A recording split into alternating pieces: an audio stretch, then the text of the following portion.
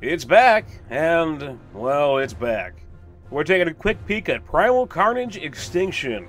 Let's see here. Oh my. Primal Carnage Extinction is the sequel/remake to Lukewarm Media's 2012 game Primal Carnage, and there's a good amount of history covered between the two titles. If you're unfamiliar with Primal Carnage, that may be a bit of a good thing. It was a multiplayer-only class-based first-person shooter that pitted humans versus dinosaurs. The game was kinda ugly, unbalanced, and all-around broken. While it was able to keep some dedicated fans, Lukewarm Media was in a bit of a bind in 2013, and they brought in another developer, Circle 5 Studios, to help them fix up Primal Carnage. Unfortunately for them, Circle 5 came to the conclusion that the current code for Primal Carnage was pretty much crap, and they decided that they were going to completely remake all of the code when Lukewarm Media finally closed its doors. Not to be discouraged, Circle 5 bought the rights to Primal Carnage, with the plan of using its current assets and adding some new code to release the game as Primal Carnage Extinction. After partnering with Pub Games, they released Extinction into Steam's Early Access program in 2014. Now the game's out of Early Access in all its glory, and I can say that it definitely should not be. While it's true that Primal Carnage Extinction is a better game than the original, it is still not a finished product. Overall, Extinction just feels like a much better game. And while there has been some work to try to balance the multiplayer experience, it's still mostly unbalanced and there are still bugs and glitches abound. I can't tell you how many times I've spawned outside of the map or gotten stuck on something in the environment. Extinction also lacks much in the way of polish. From what I've been able to find, Circle 5 reused most if not all of the assets from the first Primal Carnage game. That makes sense, since that means that they have something to build off of, but Primal Carnage's assets weren't all that great to begin with.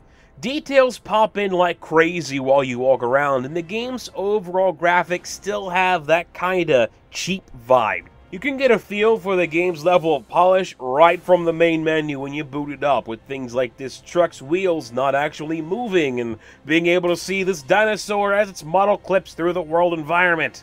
The game's basic sound effects still lack much in the way of punch, and the voice acting is still just as awful as before, as it seems to be the exact same lines from the first game from what I can discern. But I can see past all of those things if the core of the game is good. Primal Carnage's biggest issues were balance and optimization. Circle 5 seems to have done a good job when it comes to optimizing the maps, and the game runs pretty well, but the game still is rather unbalanced. This is just the nature of what the game is. It's people versus dinosaurs, bullets versus teeth, and the teeth seem to win a lot.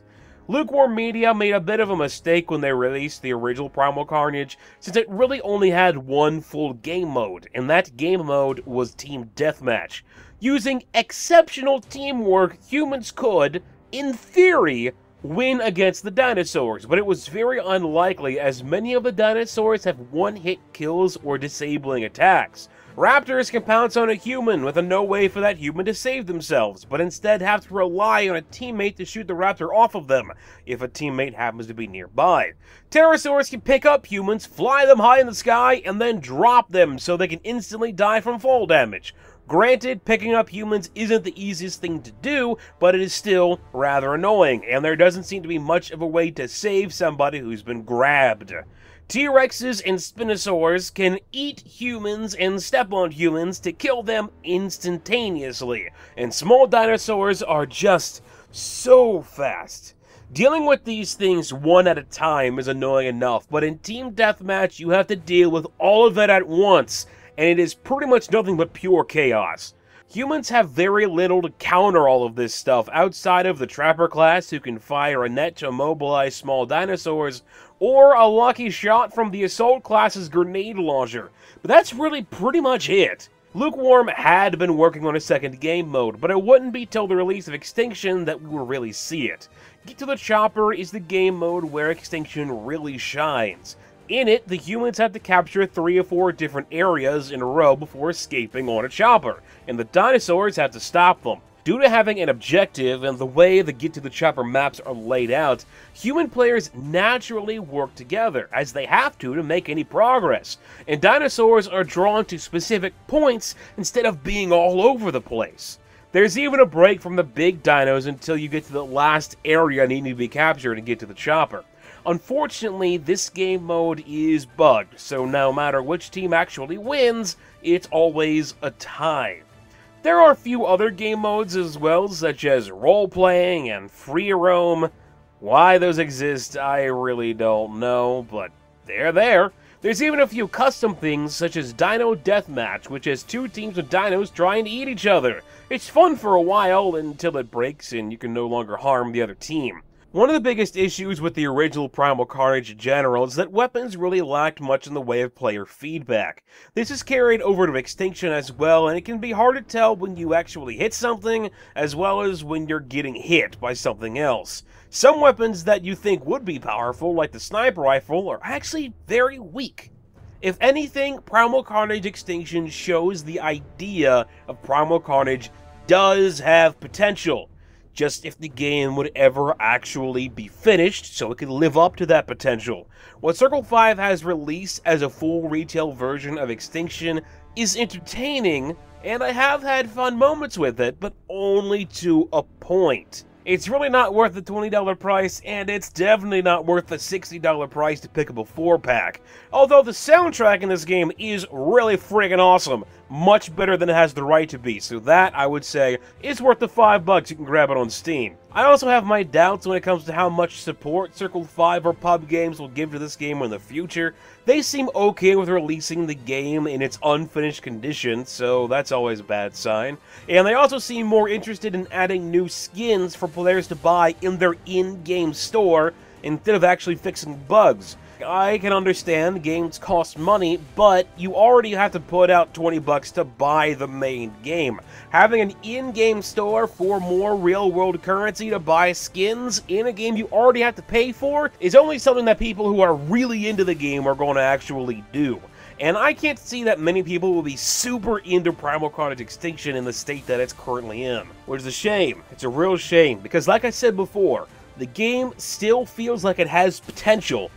Just needs to actually reach it. Thanks for watching this quick peek at Primal Carnage Extinction. Please let me know what you think about the game or this video in the comment section. I'm Megapieman, and I'll talk to you guys later.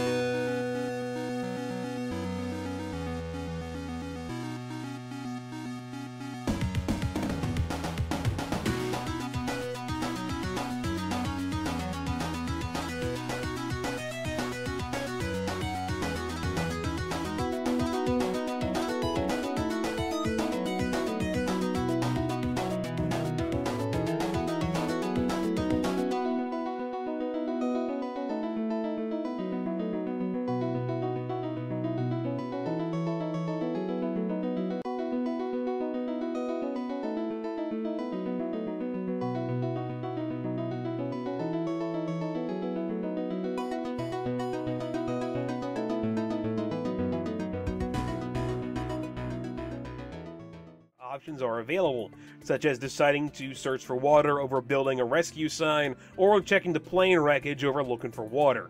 Doing one of these tasks on, say, day 2 could cause different events to happen than what would have happened if you would have done it on day 1.